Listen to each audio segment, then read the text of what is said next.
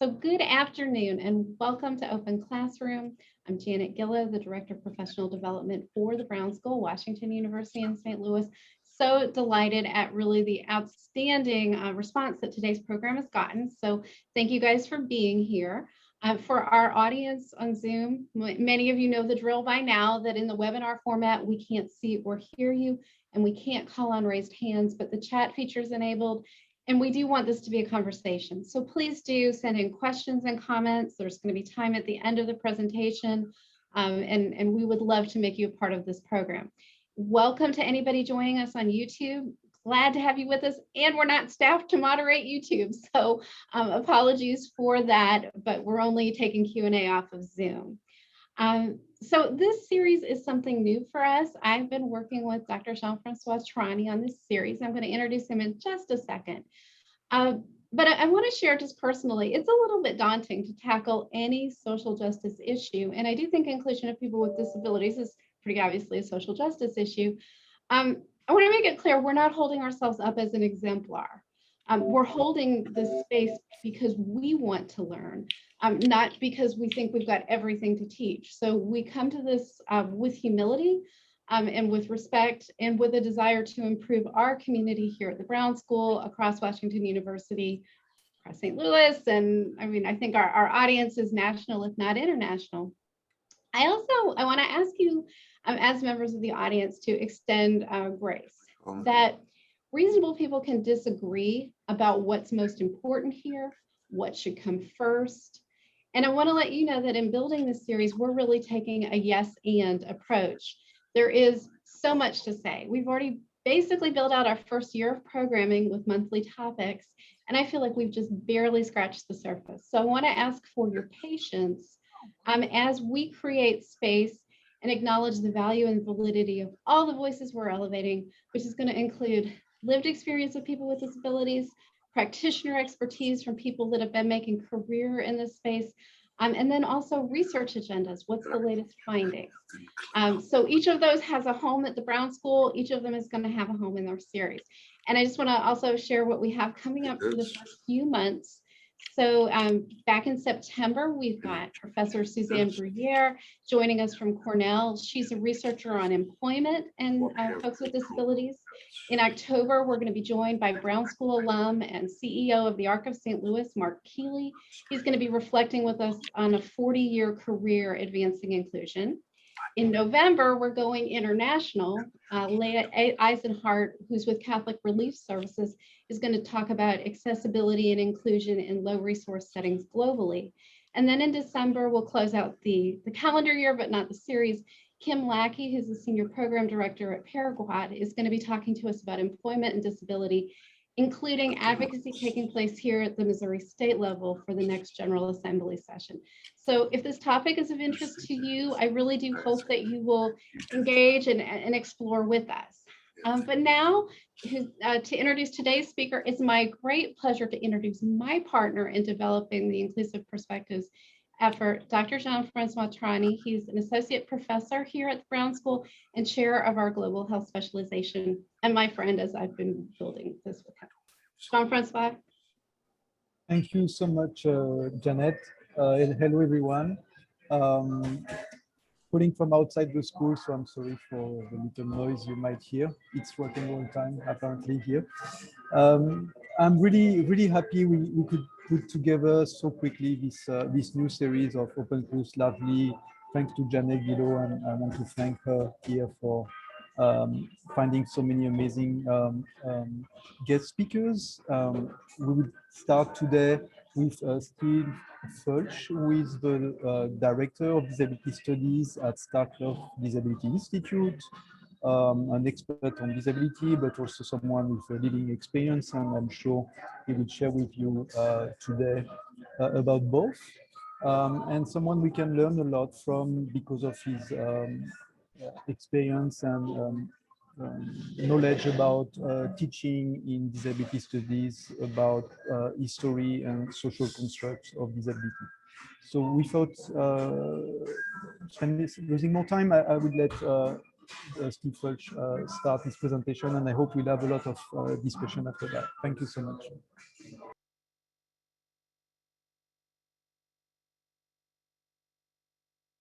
Steve, you're mute. Need to unmute. Janet, you might be able to unmute. No. Steve, can you hear us? Yes, I Yeah. can. No. I'm very sorry about that. No, you're fine. Thanks so much. The floor is Hello, yours. everyone. Thank you, Ms. Gillo and Dr. Jean-Francois. I appreciate it. My name is Steve Foelsch, and I'm the Director of Disability Studies at the Starkloff Disability Institute. I'm very happy to be here. I want to thank Dr. Francois Truddy and Ms. Gillo and the Brown School who have reached out and given us this great opportunity to make a presentation. But most of all, I'd like to thank everybody here in the audience for having the intellectual curiosity about this subject. And I guess I would suspect that a majority of you all are not only here because of your intellectual curiosity, but you're interested in building a more accessible and equitable community. So I really, really applaud that. As I said, my name is Steve Foelsch, and I became a quadriplegic about 35 years ago when I wrecked my motorcycle at the age of 20. And when I first acquired my disability, I was absolutely devastated. I spent, even though I went to college, I really didn't have any plans for the future. And basically going to college was a way to get me out of my mom and dad's house. And I spent a lot, or not most of my time, but a huge amount of time and energy trying to avoid the fact that I'm a disability. I mean, I'm a quadriplegic. If for you that don't know, a quadriplegic, basically my legs and my arms are paralyzed. I use a battery operated wheelchair. So when I say I spent a lot of time trying to avoid disability, I spent a lot of time trying to avoid the subject of disability. And that meant avoiding other people with disabilities. That meant not investigating adaptive equipment and what I needed. And that meant actually accepting a whole lot of discrimination. But then, I went to Mizzou and I got a bachelor's in history and a master's in education. And when I moved back to St. Louis, I ran into Colleen Kelly Starkloff, and I didn't know who I was talking to at the time, but Colleen Starkloff and her late husband, Max Starkloff, have been in the disability rights movement for more than 50 years. They founded Paraquad, which I believe one of our guests is from, at least. They were one of the first 10 federally funded Centers for Independent Living, and they had left in 2002 and started the Starkloff Disability Institute to go on to the next big step. And I like to kind of phrase it, when they had left Paraquad and started the Institute, it's like, well, I got good news and bad news. And the good news is that we have eliminated a lot of physical barriers. And if the physical barriers are not eliminated, there's at least the laws and the machinery to eliminate those physical barriers. But the bad news is that was just the easy part. The hard part is eliminating attitudinal barriers, because we can vote in no matter what politicians we vote in or laws we pass. There's nothing that's going to change your mind when I come rolling into your office, and there's nothing that's going to change your perception of me, except for events like this that we're doing and even more educational programs. So Miss Starkloff actually, when she found out that I had an MED, she offered me a job helping to create just a couple of classes in disability studies, and actually we created 6 classes, but I was not really interested in working for Ms. Starkloff because one, I didn't really know how much pull she had, but 2, the main reason is that I didn't want to have anything about disability. I didn't want to have disability influence my life whatsoever.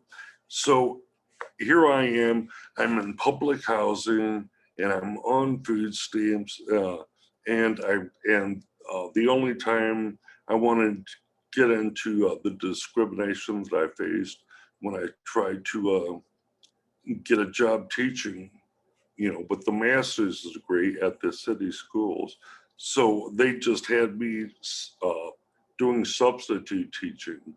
And I still didn't jump at the chance that Ms. Starkloff offered me of creating college classes. And that was completely because of my attitude, my self-perception and my attitude. So instead of calling me up all the time, she just stopped by one time and gave me a couple of books. And these books were not only about disability, but they were about politics and economics and social structure.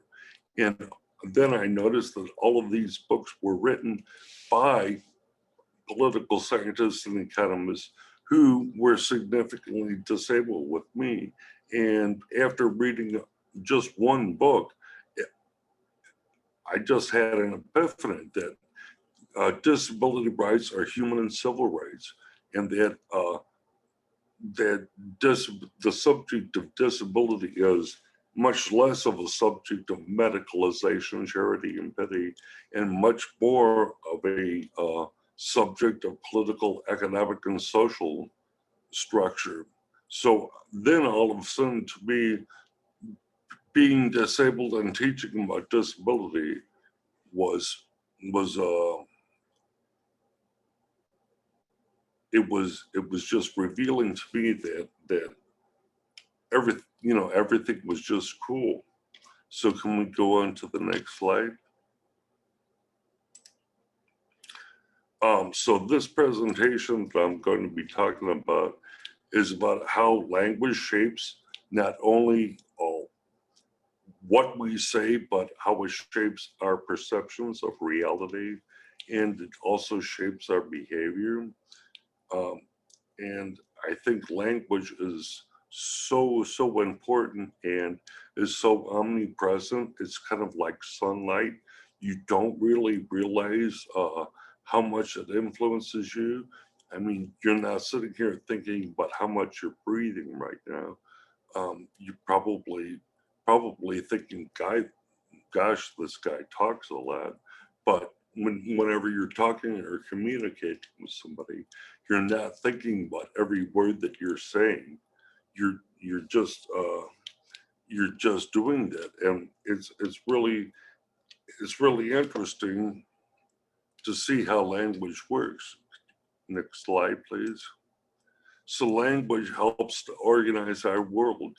Language influences our behavior, but language is also used to highlight or obscure problems, control the narrative, create categories of superiority and inferiority, and create and reinforce unequal power structure.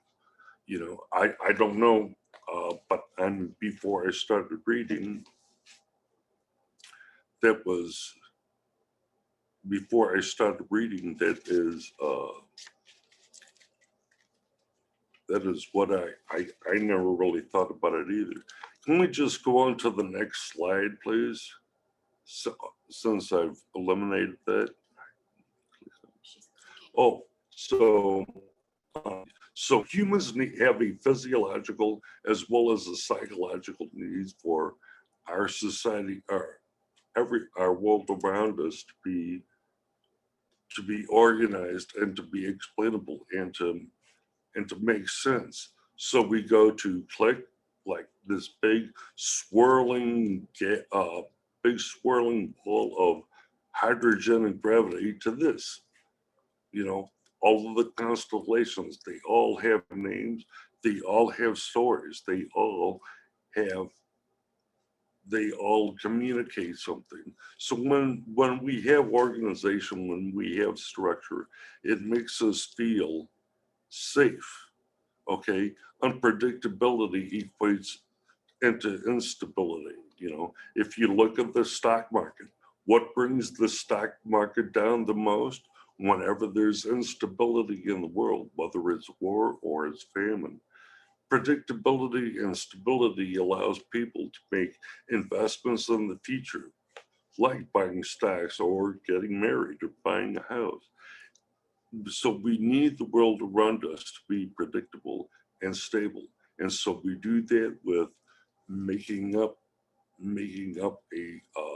a world that isn't completely based on physicality. It's a new world. But let me click on it. So can we go to the next slide? So when we organize people and we organize our society, unfortunately,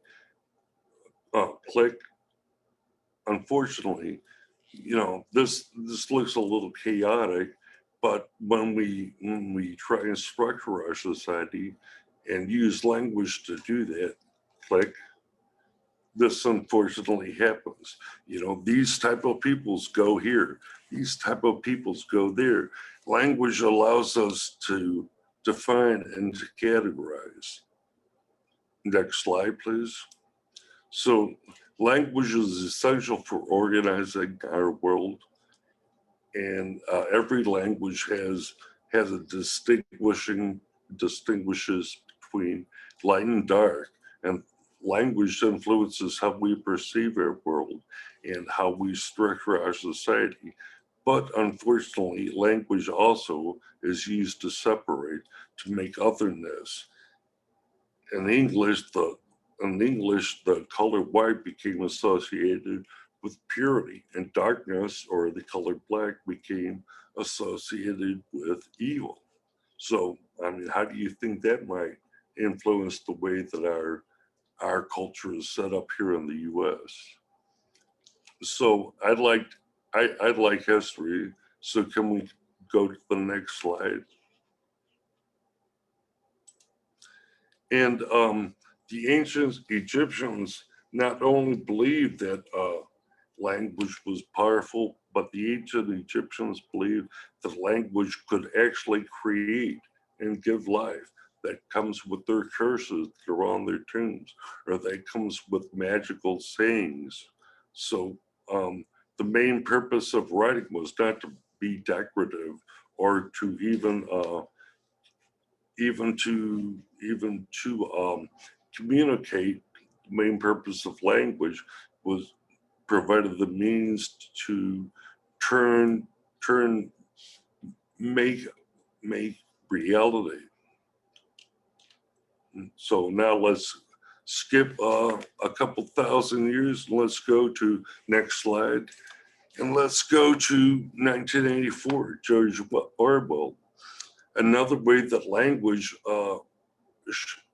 not only shapes our reality and our perception of the world, James Orwell always asserted that words were directly connected to thoughts and concepts, and that people's beliefs and actions could be controlled by eliminating words. So if you think about it, how can a person think of life, liberty, and the pursuit of happiness when words like liberty don't exist?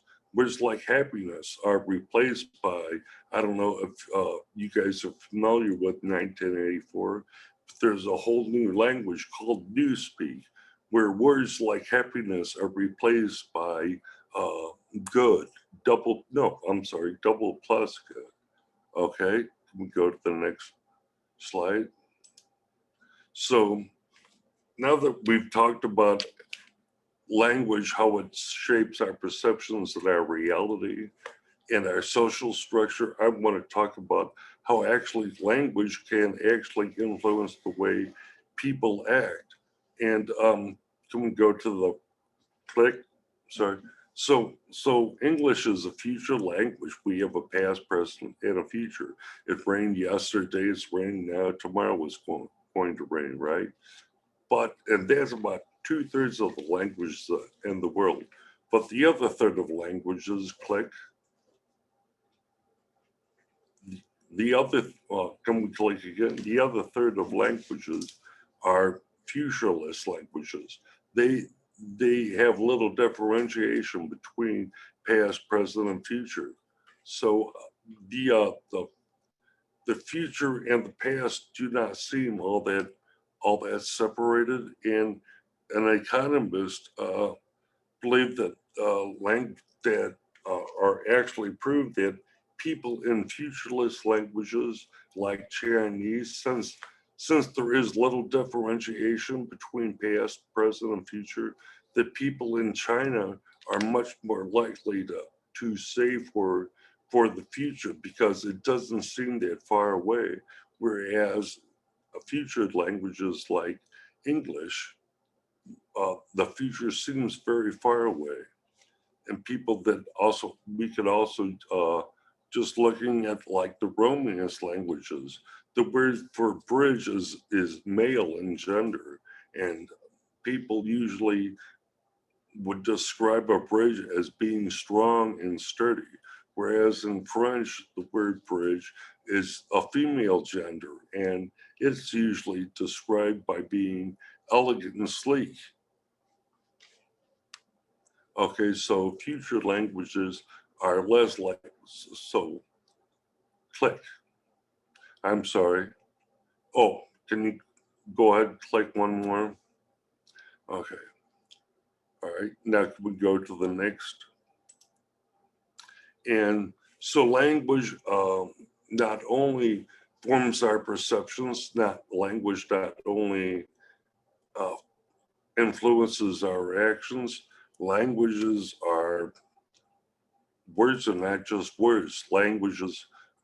Words can highlight or obscure problems, click, control the narrative, click, create categories of superiority and inferiority, like saying Mr. or Mrs. or Doctor, you know. All of our language, a lot of times when we speak to people, we're actually recognizing the way our society is structured, who's on top, who's on bottom. And one more click, I do believe language reinforces these unequal power structures. So can we, so I want to just ask you just to close your eyes for a second. And I just want to say one word. What comes to your mind when I say the word barbarian? Barbarian. And yes, for the couple of you in the audience, I'm well aware that barbarian only means that you don't speak Latin or Greek. But what does everybody come up with? Can we go on to the next slide? You're thinking of somebody like this, right? I mean, I would hazard to guess that uh, most people came up with some kind of an image of some big bearded guy with a battle axe. So, I mean, what do you think of when I say the word invalid? Click.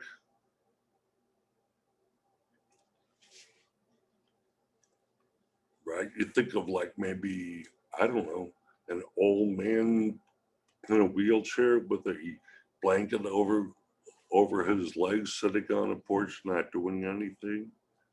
So I just want to go on and talk about how words actually affect people with disabilities, particularly. But I mean, we use language to affect all marginalized groups to make unequal power structures and to reinforce them. But so can we go on to the next slide? So this is how language can affect people with disabilities and people that are older. Okay, you have to think about Who creates and controls these phrases? What cultural values do these phrases reinforce? So she still remains active, implies that older people are just naturally expected to be inactive. Overcoming is disability. It just implies that disability is bad and should be overcome or eliminated. We don't even consider what about adaptation? What about adaptive equipment? Being normal. So normal is good and disability is bad. And people with disabilities should work as hard as they can to be as normal as they can. I'm not disabled, I'm just old. I actually had one of my students say that to me. This implies that being old is negative, but normal, but having a disability is worse and is more negative and more abnormal. Can we go to the next slide? So I've been talking about, oh, I'm sorry. Can we go to the next slide, please? Okay, I've been talking about adaptive and like something being overcome or a disability being adapted to. So in the late 1980s, we've come up with the social model of disability, which basically examines disability different than what was termed the medical model. The medical model of disability has been used for hundreds of thousands of years. And so disability under the medical model, disability is unnatural. It must be prevented and it must be overcome. And using the perceptions of the medical model and disabling language, people create unequal power relationships. And what I mean by that is that when you medicalize disability, when disability is a bad thing, you are helpless and you are usually, and this was the case for me for the first 20 years of my life, you are usually always taking information in from doctors or educational professionals or counseling professionals. And that's what I mean by an unequal power relationship. Disabling language in the medical model isolates people from themselves, just the way I isolated myself as a person with a disability, and isolates people with disabilities from their communities. It also keeps people with disabilities from communicating and organizing others with disabilities. So the social model of disability is that disability is natural. About 18 to 20% of the world population has one type of disability or another. The social model teaches that the disability needs to be accepted. Disability needs to be adapted to. And the most, like I said before, the most important for me is disability rights are civil and human rights. And when people start looking at uh, disability through the social model and start accepting themselves and start taking pride in maybe not just having a disability, but taking pride in their accomplishments, it encourages them to communicate with other people with disabilities. I have learned so much more from other people with other disabilities than I have from all of the therapy groups and talking to counselors and psychiatrists and psychologists. I'm not saying that listening to experts is a bad thing, but if that's all that you get, then that really shapes your perception of yourself. And people with disabilities should always be communicating with each other and learning from each other. There's a big disability rights slogan called "Nothing About Us Without Us," where there were so many programs and laws made for people with disabilities where people with disabilities were not consulted.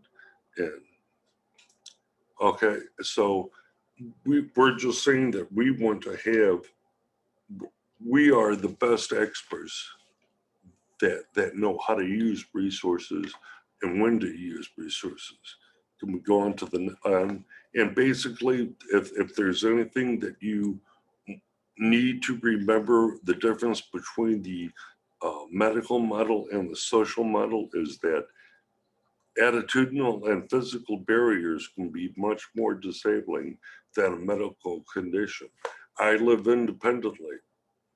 I live in an apartment that's completely accessible. I have the adaptive equipment that I need. What I can't do is I have the resources for somebody to come and get me out of bed. That's what I can't do. Then they get me up, and by 7:30 in the morning, baby, I'm gone. I'm just gone. And a lot of times, especially in the summer, I don't come back for 14 or 16 hours. I have I have sidewalk cuts that I use. The office building that I work in has an elevator. I have adaptive equipment that I use. A lot of, or most of the places, especially downtown, are all wheelchair accessible. I live right by the Metro Link and a big, huge bus station. All the buses and the Metro Link is completely accessible to me. So with my motorized wheelchair and the built environment around, I'm really not, I don't really have any negative effects of my disability. So I'm only disabled when I come up the steps, or when I can't get into a doctor's office, or if I'm deaf and I walk in and the doctor refuses to pay for an interpreter. So that's the difference between the social and the medical model. And where I'm going with this is how the social and the medical model is used in language. So can we go on to the next slide? And yes, so I would just want to talk about words like disability. Remember how I said disability is bad? So they use victim or suffers from or is confined to. Confined to what? Confined to a wheelchair? Baby, I'm not confined to a wheelchair. A wheelchair allows me, I go on Saturdays, I go from Forest Park all the way downtown, heading parks and bars all the way around, all the way down. So no, I'm not confined to my wheelchair. My wheelchair liberates me. And the only people that can keep up with me are people on bicycles. He's crippled, he's infirm, he's a patient. I'm like, usually, one thing that people, not often today, but maybe 10 years ago, one of the first things that they ask, click, is who takes care of you? Or when I'd be waiting at the Metrolink and waiting to go to work, I was 2 stops away from Barnes Jewish, and people always assumed that I was going west, and so they assumed I was going west to the hospital instead of east to downtown to my office. Click. Another is when people with disabilities are described as inspirational, heroic. So that really implies that people who struggle aren't trying hard enough, or people that don't achieve uh, fantastic feats just aren't trying. Can we click again? And so okay. And differently abled or special needs. Am I special? No, I'm not special. Differently abled. No, man, I'm disabled. I'm a quadriplegic. I have a disability. I'm not differently able to get out of the bed by myself when the fire alarm rings. So, I mean, don't be afraid of using words like he has a disability. It's just where you place the adjective. Let's go on. Our next slide, please. Okay. So this is how it affects people with disabilities.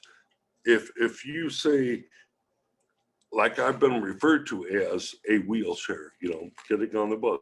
Oh, I got 2 wheelchairs on the bus. Okay, great. Now I'm a piece of equipment. So that, having a disability reduces people to nothing but their medical condition or their impairments. It can, disabling language denies people with disabilities their individuality.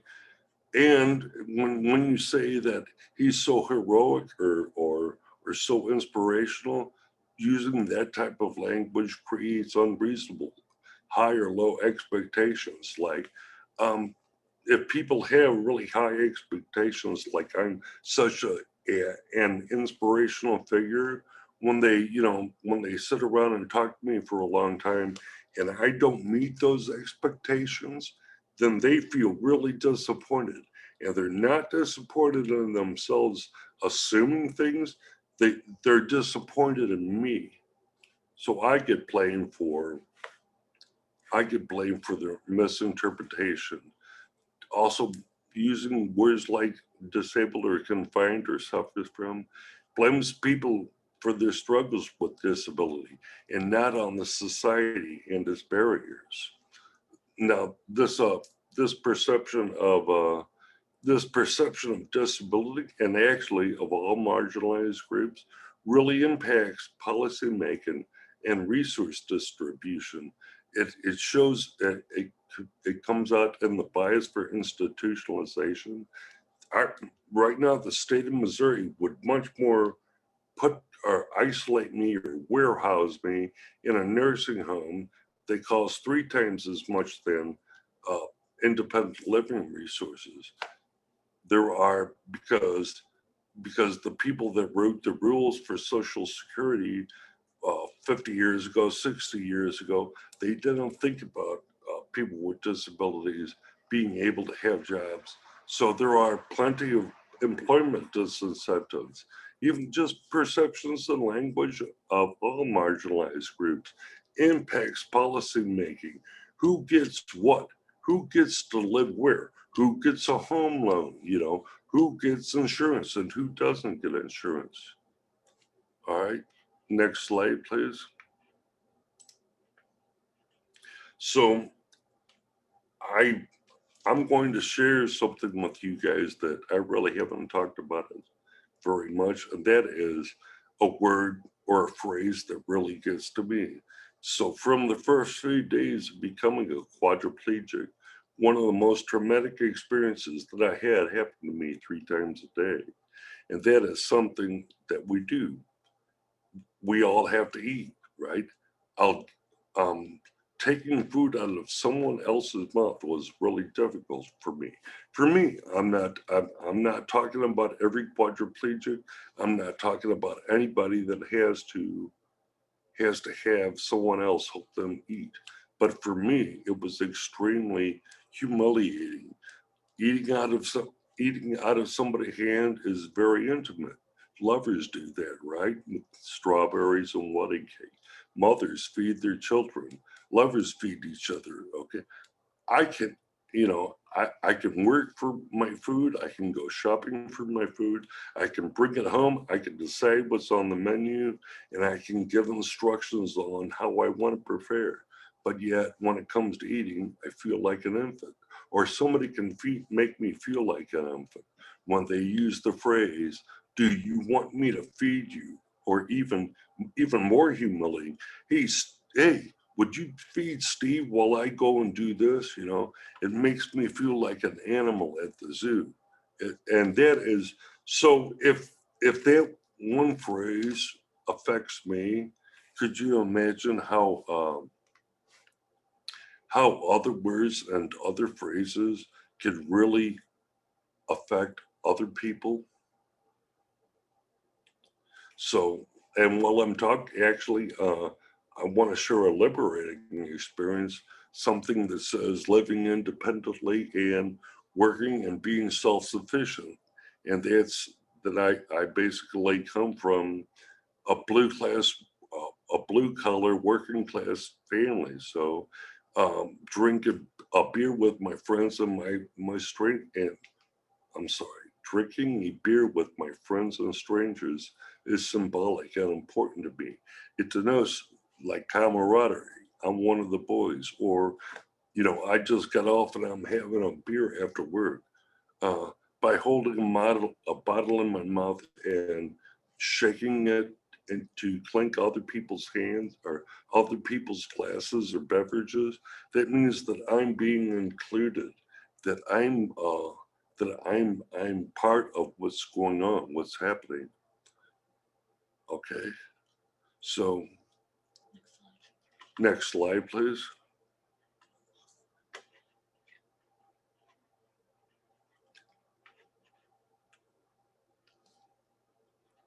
All right, so can we go to the next slide?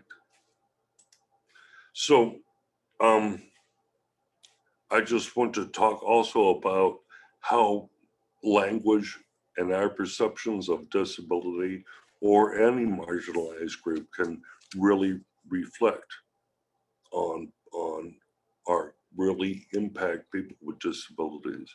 And that's like, even still now today, this came out from an article in 2021. All of this information is no more than 3 years old. And 82% of doctors believe that people with disabilities have a lower quality of life. 1 in 3 people think that people with disabilities are click, or people with disabilities are less productive. And twice as many students with disabilities are likely to be suspended from school. Click on that. And that really, I would like to give you another example of medical people in the medical field. Some of the stupidest, most ignorant stuff I've had ever said to me is when I'm in the hospital and I'm speaking to a doctor or a nurse. So if people in the medical field have a negative view or perception of people with disabilities, that how is that going to affect medical rationing? And I in one of my classes, I spend a whole week talking about assisted suicide. Where what if somebody here in the audience were overheard expressing suicidal thoughts? People would call the cops. People would call the counselors. But let somebody with a disability express the feeling that they're thinking about suicide. And you know what? They get patted on the back. They get told, oh, that's a very brave decision. You must have a really poor quality of life. So really, if I was you, I'd kill myself also. I've had that said to me quite a few times. So now that we've talked about how disability affects even policy making, I want to talk about how disability basically obfuscates one of my favorite words. Disability hides problems.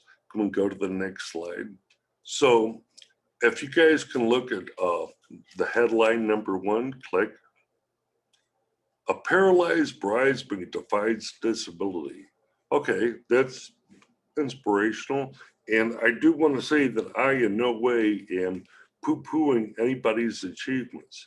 But what I want you to consider is, what does this number 1 headline, a paralyzed bridesmaid defies her disability, what might that be covering up? So click.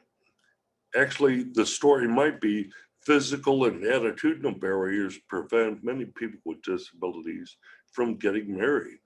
How about click? How about number 2?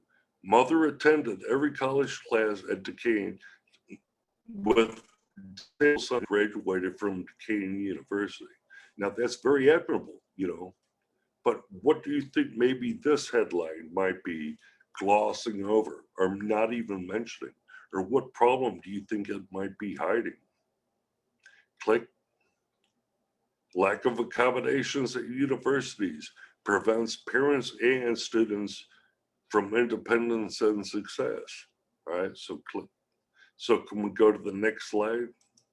So I just would like for you guys just to see if, now that you know where I'm getting at, to see what problems you think that these headlines, all three of these headlines, are obfuscating or hiding or covering up or not even mentioning. And we'll just, if you have any comments for that, just please put that in the chat. And so can we go to the next slide? Okay.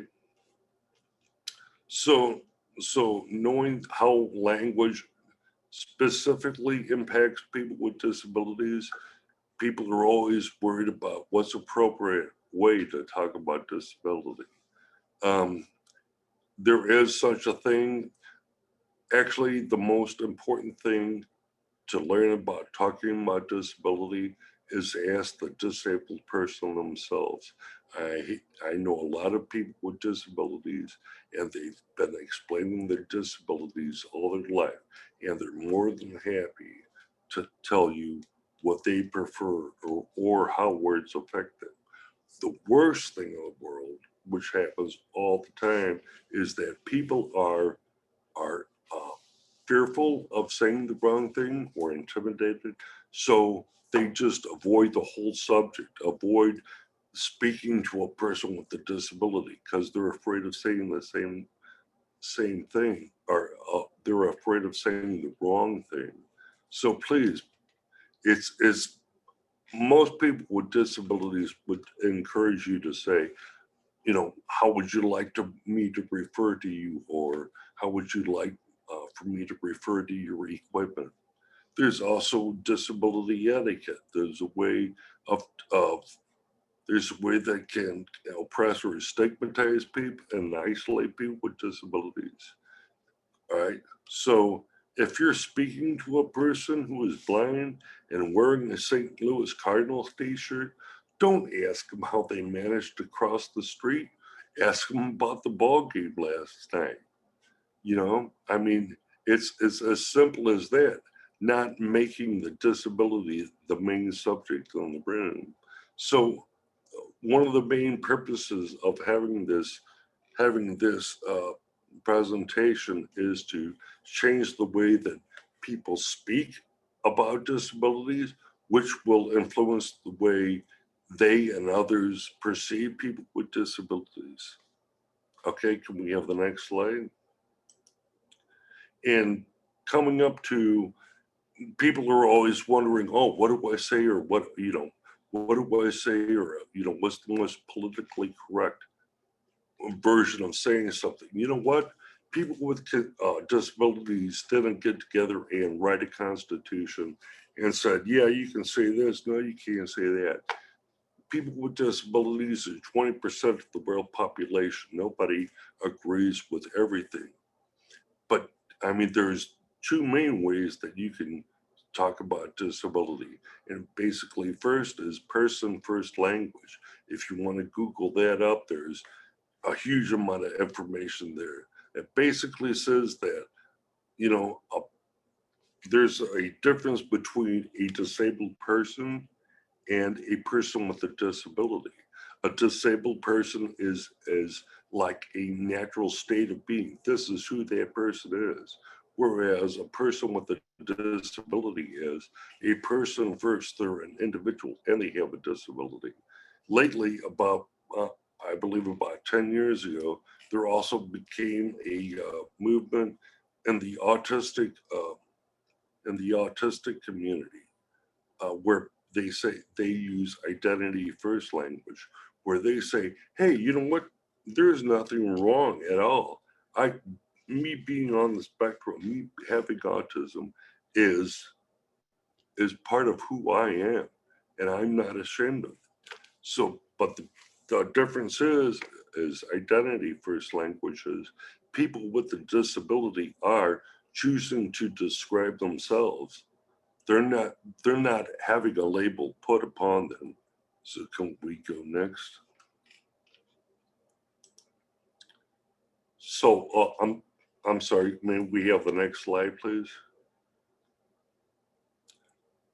So actually, we've covered this, and you want to just click, and can we just go on to the next slide? Because I just noticed that we're running out of time, or quickly running out of time. Some things, some disability etiquette, I've had this happen when people go out with me to a restaurant, the waiter will turn to them, click, and they ask me, what do you want? All right. They also can use a person's assistive devices like a step stool. Well, I mean, I have friends that put their feet up on my chair, but that's very intimate, and that's a sign that they're very good friends of mine. Click. So another action that we can, or that we do to isolate people with disabilities is assume that they automatically need they need help or assistance. Click, and click one more time. And then the thing that happens to me the most is I go to a party or a bar with a date of mine, and everybody assumes that the person that I'm with, they're my worker, they're my nurse. There's a really hilarious book called My Girlfriend is Not My Nurse. So let's go on to the next slide. And so I just hope the takeaways of this presentation is that our perceptions influence our language, click, and that our language influences our perceptions, and that negative perceptions from people with disabilities, words are not just words. Words influence actions, and they influence laws and policy making, and even social structure. Click. You can use language to change the perception of people with disabilities by just click everything. There's 4 clicks. Speaking out against stereotypes in our present language, demand that our leaders talk and act in a more inclusive and equitable way, use person-first language, or ask someone with a disability what type of words they want. That's the most important thing. But another thing I would like to say about the takeaways is giving all of this information, being able to explain to someone why they shouldn't use disabling language is a lot better than saying, oh, you shouldn't say that, or don't say this, or don't say that. Nobody likes being told what to do. But when you point out to them, hey, when you use the word cripple, you're implying that this person is of lesser valor. No, I'm sorry, folks. Value. As a matter of fact, in Spanish, when I lived down in Mexico, the word for having a disability was menos válidos, which actually means of lesser value. So I would be more than welcome, or I would be more than happy to take any questions from this presentation.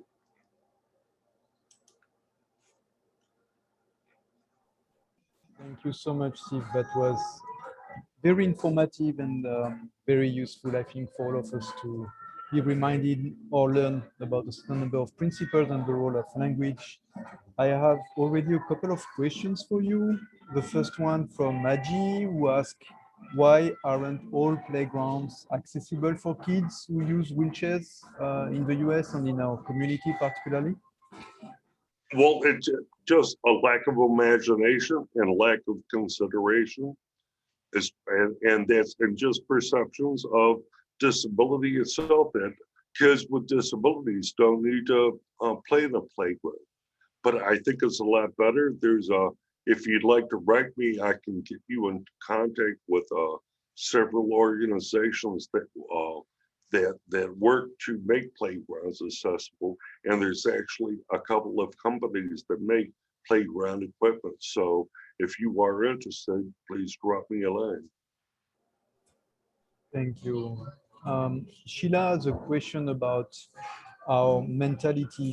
She speaks about pull yourself up by your bootstraps kind of mentality in the US.